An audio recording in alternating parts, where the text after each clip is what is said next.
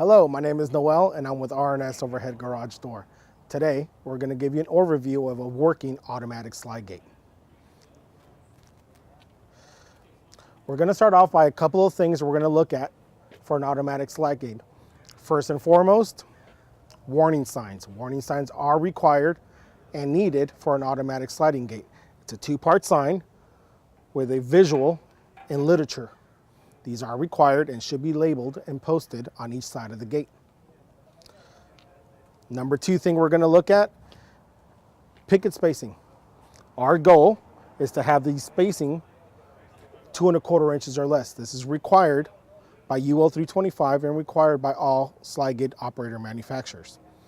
We have a couple of options. We can achieve this on our 2 1/4 inch spacing or less, adding bars space at 2 1/4 inches or less. If we're going to retrofit a gate for an automatic gate, we may want to think and consider going with mesh. Again, it's going to take our section spacing, bring it to 2 1/4 inches or less. This is typically for a new install. This is typically for a retrofit. The number three thing we're going to look at is a pedestrian access gate. These are required and needed for an automatic sliding gate. If an automatic sliding gate gives us an issue, we do need a means of way for people to exit the building safely. So a pedestrian gate is required and mandatory in an automatic sliding gate. The other thing we're going to look at in an automatic sliding gate is a fire department key switch or a knock switch called in the industry. This is required and needed by the manufacturer. The fire department sticks their key inside. This way they can safely activate a gate in case of an emergency.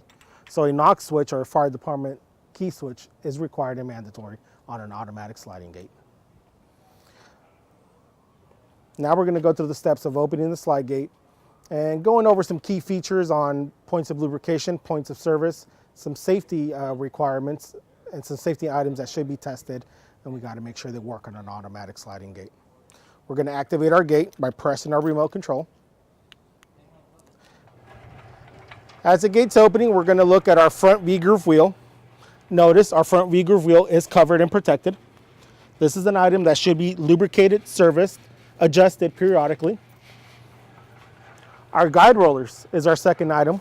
Again, notice they're covered, protected. This is another item that should be serviced, lubricated, adjusted periodically. Normal wear and tear items, they will wear out, but they do got to be attended and serviced.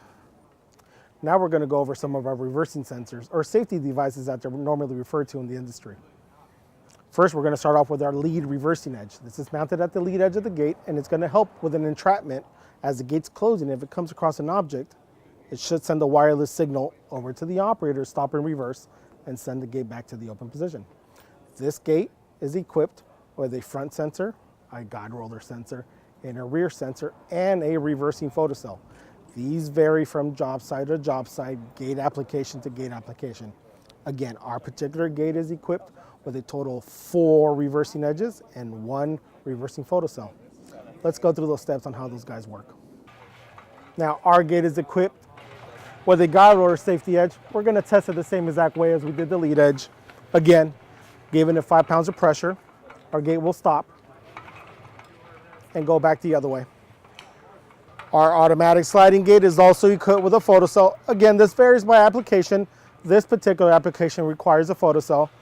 This one's a little bit easier. We're going to put our hand in front of it, block the photo eye. It's going to send the signal to the machine to go back the other way.